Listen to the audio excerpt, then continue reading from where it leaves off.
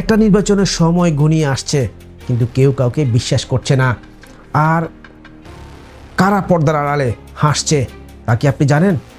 দর্শক, সবার সামনে একরকম, ভেতরে আরেক হিসাব। বিএনপি বলছে কোনো অবস্থাতেই পিআর পদ্ধতি মানবে না, কিন্তু ঠিক তারপরেই শোনা যাচ্ছে এনসিপির সঙ্গে একটা সফট সমঝোতার ইঙ্গিত। দর্শক, আপনি কি ভাবছেন? কে কাকে ফাঁকি দিচ্ছে? কেউ কি নির্বাচনের আগেই ফিনিশিং লাইন দেখে ফেলছে? দর্শক, এই ভিডিওতে আপনি জানবেন কেন বিএনপি পিআর পদ্ধতির বিরুদ্ধে মুখ খুলেছে। এনসিপি কি তবে গোপনে ঐক্য করছে? জামাতকে বাদ দিয়ে কারা হতে চলছে বিএনপির নতুন সঙ্গী? আর সবচেয়ে বড় চমক, ফেব্রুয়ারি নির্বাচনের আগেই ফাটল ধরছে বিরোধী ঐক্যে। ভিডিওর শেষে এমন একটি তথ্য জানাবো যা জানলে আপনি ভাবতে বাধ্য হবেন আসলে কারা খেলছে শেষ খেলা।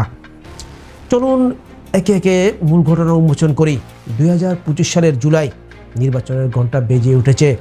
সবাই বলছে ফেব্রুয়ারির মধ্যেই ভোট, কিন্তু এর মধ্যেই সবচেয়ে বড় আপত্তি এসেছে সংখ্যানুপাতিক প্রতিনিধিত্ব। পিআর পদ্ধতি নিয়ে বিএনপি সরাসরি বলছে না, এটা কোনোভাবেই চলবে না। কারণ তাদের ভাষায় এই পদ্ধতিতে জনগণের ভোটের মানেই থাকবে না, কে কাকে ভোট দিচ্ছে সেটা বোঝার উপায় থাকবে না, স্বতন্ত্র প্রার্থীও দাঁড়াতে পারবে না।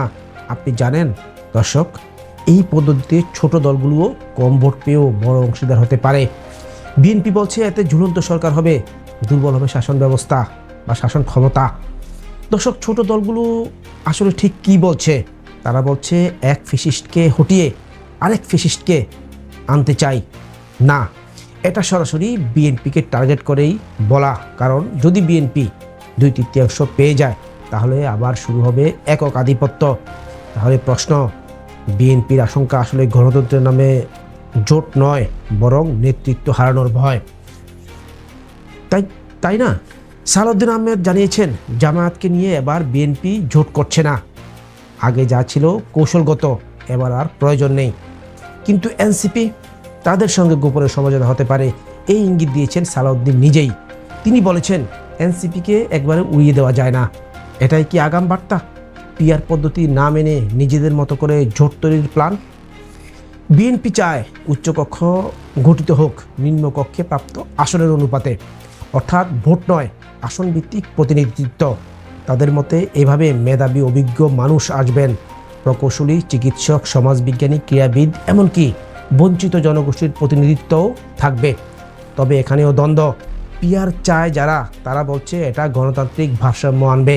তাহলে প্রশ্ন উঠছে, গণতন্ত্র আসবে সংখ্যার ভারে নাকি আদর্শের গভীরতায়? বিএনপি বলছে ফেব্রুয়ারির মধ্যেই নির্বাচন হবে, জনগণের সিদ্ধান্ত নেবে।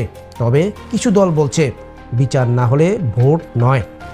সালাউদ্দিনের উত্তর স্পষ্ট, বিচার সময় সাপেক্ষ, কিন্তু ভোট ঠেকিয়ে রাখা যাবে না। তাই নির্বাচনের দিকে স্পষ্ট এগোচ্ছে বিএনপি। কিন্তু প্রশ্ন থেকে যায়, এটা কি নিছক নির্বাচন না বড় ধরনের পুনর্গঠনের আগাম প্রস্তুতি? দর্শক, ভিডিওর শুরুতে বলেছিলাম একটা তথ্য জানাবো যা আপনাকে চমকে দেবে। দর্শক, আপনি জানেন এনসিপির সাম্প্রতিক ভেতরের বৈঠকে বিএনপির একাধিক প্রতিনিধি গিয়েছিলেন। তাদের দাবি, আমরা একসঙ্গে না হলেও এক প্ল্যাটফর্মে ভোটে যাব।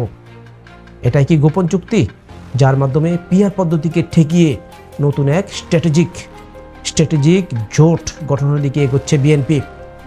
দর্শক, আপনি কি মনে করেন বিএনপি আদর্শে অনড় না রাজনৈতিক কৌশলে নড়বড়ে? এনসিপি কি সত্যিই হচ্ছে নতুন কাণ্ডারি? জামাত কি এবার শুধুই দর্শক? কমেন্ট জানিয়ে দিন আপনার বিশ্লেষণ। এই ভিডিওটি বন্ধুদের সঙ্গে শেয়ার করুন আর ফলো বা সাবস্ক্রাইব করুন আমাদের ফেসবুক পেজ বা ইউটিউব চ্যানেল, কারণ সামনে আমরা আনবো পিআর পদ্ধতির বিরুদ্ধে গোপন লবি এবং কারা বসে আছে উচ্চকক্ষ দখলের অপেক্ষায়। দর্শক, এই খেলাটা ভোটের নয়, ভবিষ্যতের।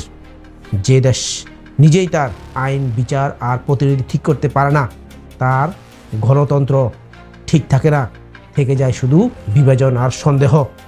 চিন্তা করুন, প্রশ্ন করুন আর চোখ রাখুন ভবিষ্যতের দিকে। আজ এই পর্যন্তই, ধন্যবাদ।